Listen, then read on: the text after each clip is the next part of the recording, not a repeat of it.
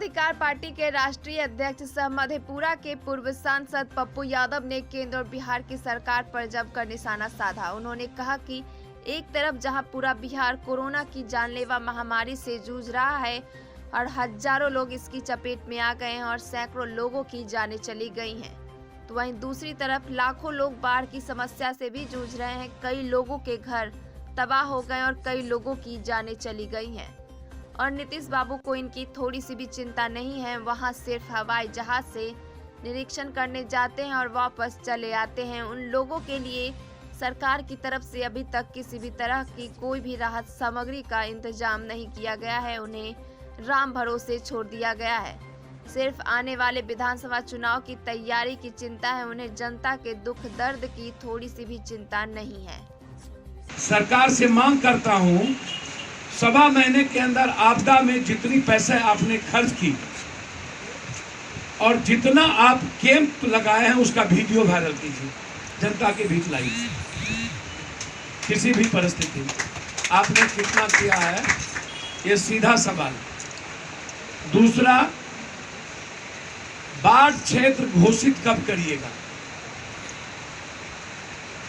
तीसरा, सभी तरह का ऋण माफ कब कीजिएगा। हर दिन बांध टूट रहा है, FIR लॉन्च कब कीजिएगा। आपदा मंत्री और सिंचाई मंत्री से इस्तीफा कब लेंगे और कॉन्ट्रैक्टर पर FIR लॉन्च कब होगा।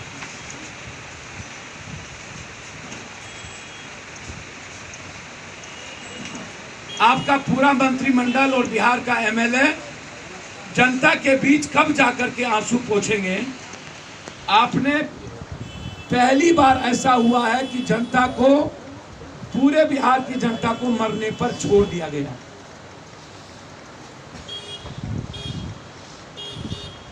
मैं पूरी इंक्वायरी, ये दुधारू गाय हैं, सिंचाई विभाग बाहर, कोई ऑडिट नहीं होगा।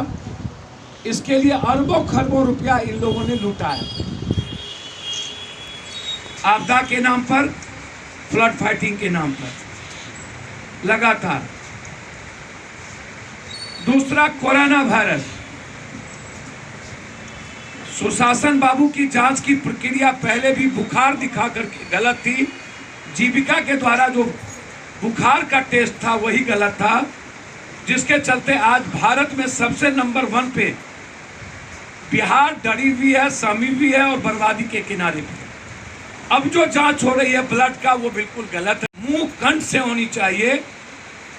जांच की प्रक्रिया ही गलत है सुशासन की, और इस जांच को करके नीतीश बाबू अपनी संख्या को छुपा रही है।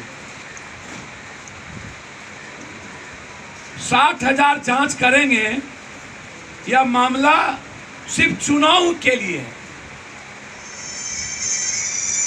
बिना जांच के कोई भी हॉस्पिटल, आपका सरकारी अस्पताल किसी पेशेंट को अन्य बीमारी में भी लेने को तैयार नहीं है और लोग मर रहे हैं। तो कौन कोरोना से मर रहा है, कौन बगैर कोरोना से मर रहा है, यह बिल्कुल कौन हो चुका।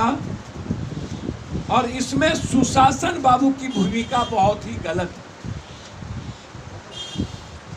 चौथी चीज, एक भी डॉक्टर पॉजिटिव केस को छूने को तैयार नहीं है, क्योंकि डॉक्टर को कोई सुविधा सुशासन बाबू नहीं दे रहे।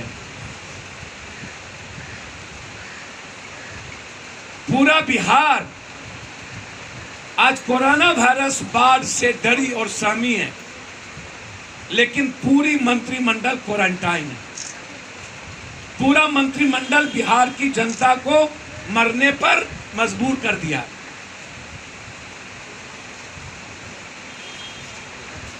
इमोशनल ब्लैकमेलिंग कर रहे हैं। डबल इंजन की सरकार होने के बाद अभी तक बाढ़ में केंद्रीय टीम नहीं पहुंची, और न ही दिल्ली ने बिहार के 60 लाख लोगों के लिए कोई घोषणा किया। काहे? क्या बिहार पाकिस्तान में है? क्या बिहार नेपाल में है? क्या बिहार बांग्लादेश में है? क्या 1.5 महीने के बाद लाश पर राजनीति करना तो कोई नीतीश से सीखे। सारे सबूत मिटा दिए गए। उसके बाद सीबीआई इंक्वायरी की बात हास्यास्पद तरीके से। मैं चाहता हूं पटना हाईकोर्ट के मॉनिटरिंग में 3 महीने के अंदर सुशांत के केस को चार्जशीट करके सजा सुनाई जाए। जिन पदाधिकारी को सुशांत का केस दिया गया है वो निकम्मा सीबीआई पदाधिकारी है। नौरूना बलात्कार केस और मर्डर में वही हैं, आज तक कुछ नहीं हुआ। सृजन में वही पदाधिकारी हैं, आज तक कुछ नहीं हुआ। और ब्रह्मेश्वर मुखिया के मर्डर में वही पदाधिकारी हैं, आज तक ब्रह्मेश्वर मुखिया के केस में कुछ नहीं हुआ। तो जो 3 केस में फेल्योर कर गए उसको 4था केस क्यों दिया गया? इसके पीछे क्या साजिश है? बाढ़ और कोरोना वायरस में मरने पर छोड़ देना और सिर्फ राफेल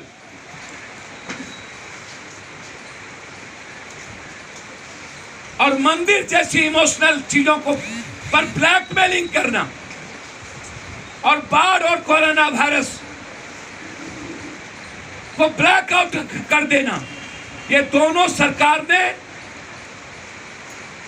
इस मौत को, पॉजिटिव केस को और बाढ़ की स्थिति को ब्लैकआउट किया है। मेरा आरोप है सही जानकारी दुनिया के सामने आना चाहिए। मैं मीडिया से और सोशल मीडिया से आग्रह करूंगा कि बिहार की जनता परेशान है, आप उसको जनता के सामने लाएं।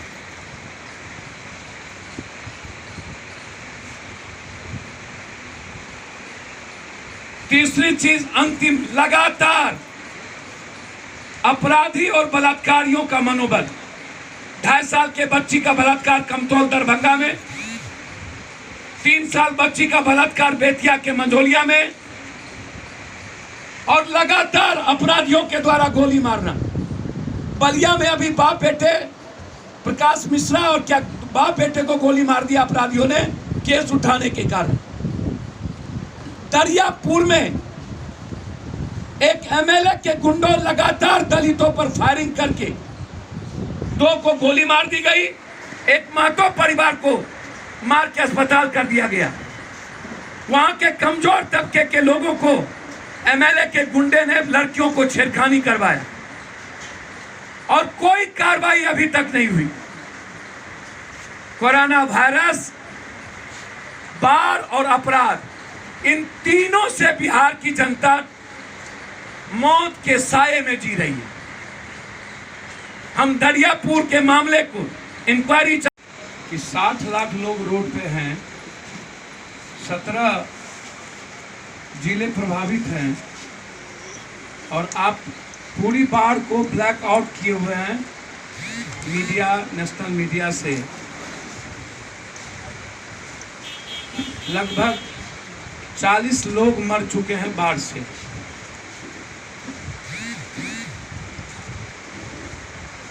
कहीं भी महिला, बेटी और मां के लिए शौचालय की व्यवस्था नहीं है। गांव और सड़क पानी से डूबा हुआ है और 12 किलोमीटर, 6 किलोमीटर, 5 किलोमीटर महिलाएं शौचालय जाती है। हेलीकॉप्टर से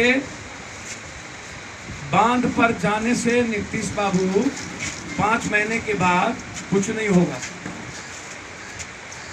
आप जो आंख में धूल झोंक रहे हैं कि अभी सितंबर तक पानी आएगा, आपको पता है कि कोसी और गंगा ये दोनों तबाही पैदा करने वाली है और आप पहले ही पल्ला झाड़ना चाहते हैं। हम सुशासन और विपक्ष दोनों से आग्रह करेंगे कि बिना कलेक्टर लॉलेस करके, बिना गार्ड के, जिस डेंगी पर लोग मर रहे हैं उस डेंगी पर पूरा का पूरा कैबिनेट 72 घंटा बिताए।